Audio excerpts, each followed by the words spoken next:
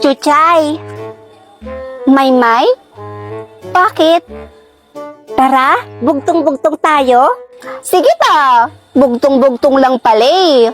Ang dali lang naman yan. Ay, ang yabang mo naman? O sige, tingnan natin kung masasagutan mo to. Bugtong-bugtong, nagtago si Pedro, nakalabas ang ulo. Yun na yun? Ang dali naman? Pako ang tamang sagot.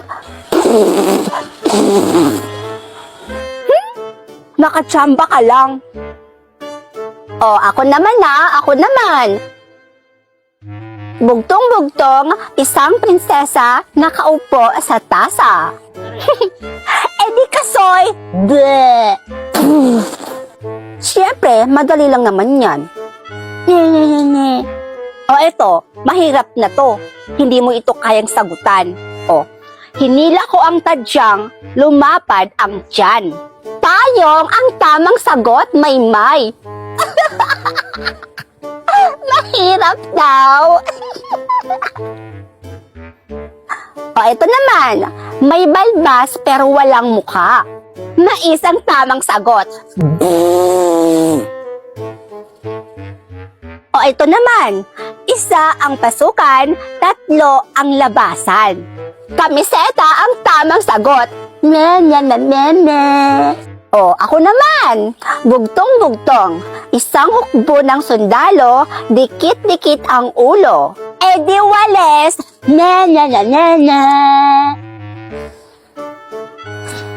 O, ito naman. Sagutan mo to. Alam ko naman hindi mo na ito kayang sagutan.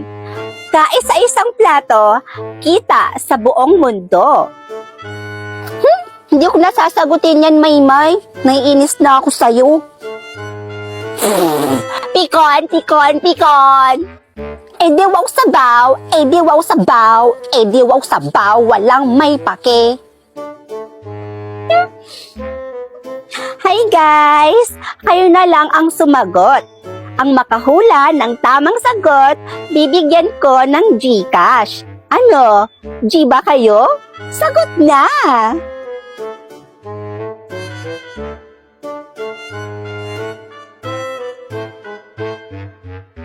This is it! Merry Christmas, everyone!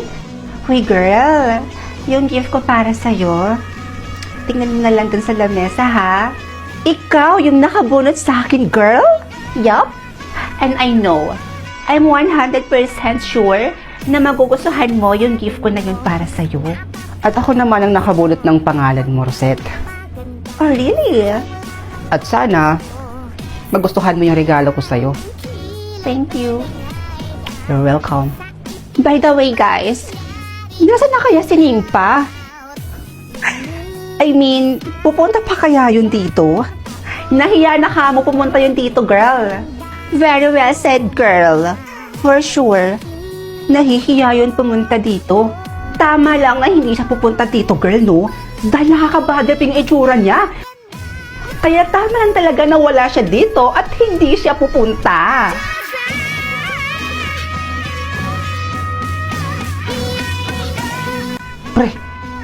Pre! Tingnan mo si Nimpa, oh.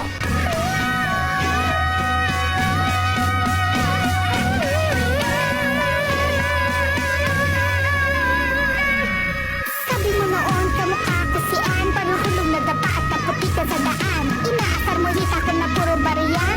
Tinangotangan at hulugan pa. Pero ba't ngayon ay nabibihani? Gusto na akong kaibiganin na ikaw ay mapapagod Uy, pre! Yung laway mo tumutulo. Merry Christmas, classmates! Nimpa? The one and only, Nimpa Bercasio. In short, ang iyong bango. Pumunta ka ba ng albularyo para ipaayos yung pagbumukha mo? Oo nga. Anong ginawa mo? Gumamit ka ba ng black magic? Girls, chill! Pwede ba? Kakarating ko lang. Sa takot niyong malamangan kayo, ang dami niyo nang sinasabi. At pumuputok na kagad yung mga butsi ninyo. Whatever. You know what, Nimpa? Kahit anong ayos mo pa dyan sa pagmumukha mo, cheap ka pa din. Hmm?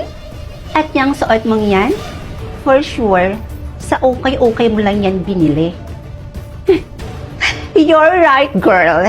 Dahil alam naman natin na hindi kayang ma-afford ni Nimpa yung mga ganitong klaseng suot sa atin. Dahil mahirap lang siya. You're right, Patricia. Tama naman kayo. Hindi kami mayaman. Dahil mahirap nga lang talaga kami. At hindi ko yun ikinakahiya, Rosette.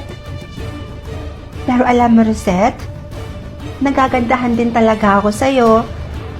Oo, ang ganda-ganda mo.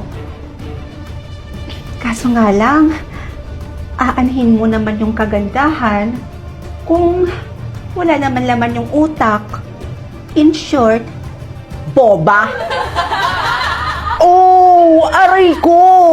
Pakak! At isa pa, aanhin mo ang mala Barbie mong kagandahan kung mala plastic naman ang pag-uugali. How dare you? Mag-ingat-ingat ka dyan, Patricia, kay Rosette. Dahil hindi mo namamalayan, tinutuklaw ka na pala ng kaibigan mo na to. Dahil base sa nalaman ko, kinakaibigan ka lang naman itong si Rosette dahil napapakinabangan ka niya. Dahil napapakopya mo siya. Tinutulungan mo siya sa mga activities natin dito sa school. That's why, kinakaibigan ka niya. In short, pinaplastic ka lang ng babaeng ito. Girl, don't tell me na totoo yung sinasabi ng Nimpa na yan. Girl, sa akin ka makinig. Dahil ako ang best friend mo. Sinisiraan lang ako ng babaeng yan sa'yo. Hello, Patricia, oh, tingnan mo. Guilty yung kaibigan mo, oh.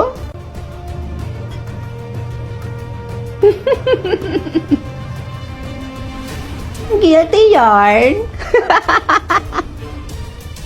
You know what, Nimpa? Kapag hindi ka pala nahilig dyan, babasagin ko yung pagmumukha mo. Oo. Chill ka lang. Ito namang aso na to, tumatahol na naman. Tinipikon mo talaga ako, ah. Walang iya ka?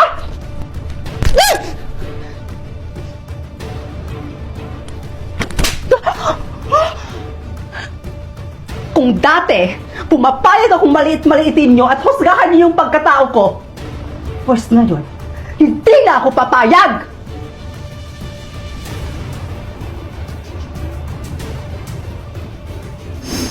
Patricia, hawakan mo nga yung babaeng yan. Hawakan mo.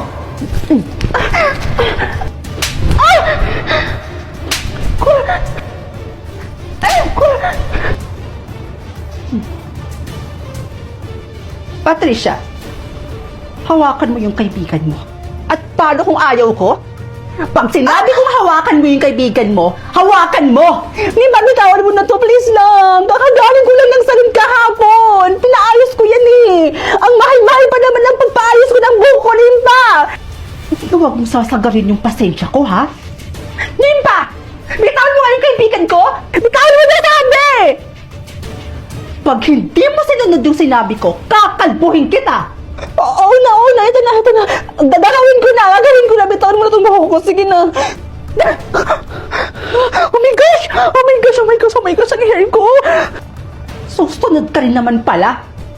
O ngayon, gawin mo na. Patricia, huwag kang magkakamaling sundin yung babaeng yan. Girl, sorry. Huwag kang susunod sa kanya. Kailangan kong gawin to, kundi masisira yung buhok ko. Makakalbo ako ng Nimpa na yan. Kakagaling ko lang ng salon. Sorry. Patricia, ano ba? Patricia! Makinig ka na sa akin! Bitawan mo ako! O ano na? Ano susunod na gagawin ko? Gawin mo na kung anong gusto mong gawin para matapos na to.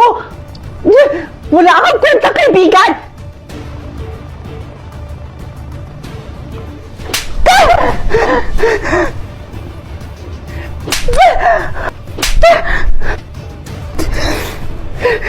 Girl, ayos ka lang?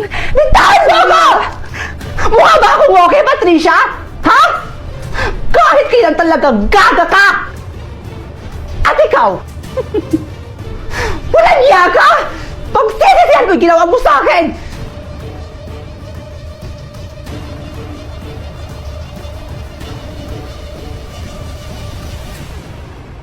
Okay, applicant number 1, Patricia de la Cruz.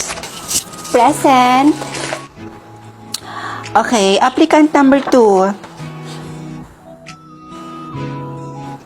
Applicant number 2? May applicant number 2? Yes, ma'am, meron. So, wala siya right now. And I hope pasok ang fang quality sa inyong qualifications. Ma'am, I'm sorry if I'm late. Nasira po kasi yung elevator kanina, kaya naghagda na lang po ako at tumakbo na lang po ako. Ma'am, I'm still qualified for the interview. Your reason is valid. So, kayong dalawa, sundan niyo ko dahil hinihintay na kayo for the interview. Halina kayo. Ikaw ang applicant number 2? Patricia? Hanggang dito ba naman? Nakikipagtalo ka pa rin sa akin, Fernandez? Patricia, hindi ako nakikipaglaban sa'yo. Elementary pa lang tayo, Fernandez. Nakikipag-unahan ka na sa akin. Rank 1, top 1, first honor, valedictorian, ano pa? Magkaiba ang school at sa actual job. At dito ka pa talaga mag-a-apply sa pinag-a-applyan ko? Sa bagay, nabalitaan kong gumraduate ka ng college ng nga. Samantalang ako, graduated with flying colors. Cum laude. Hindi ka pa rin talaga nagbabago. Pag alam mong mauungasan ka ng tao, ibababa mo. Mauungasan? So you're trying to say na hindi ako matatanggap dito sa pinag-a-applyan natin? Mga madam, tara na ho. Inaantay na po kayo ni boss.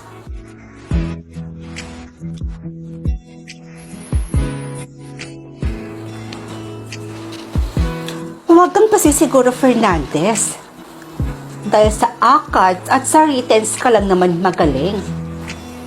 Pero sa performance, leadership, at sa extracurricular,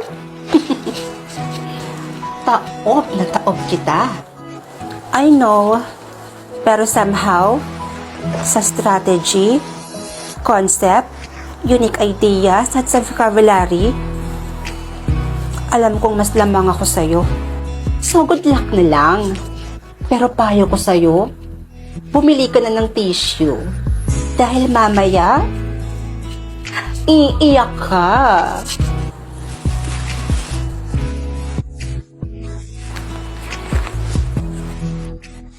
Okay, it's your third applicant number 1. Pasok ka na.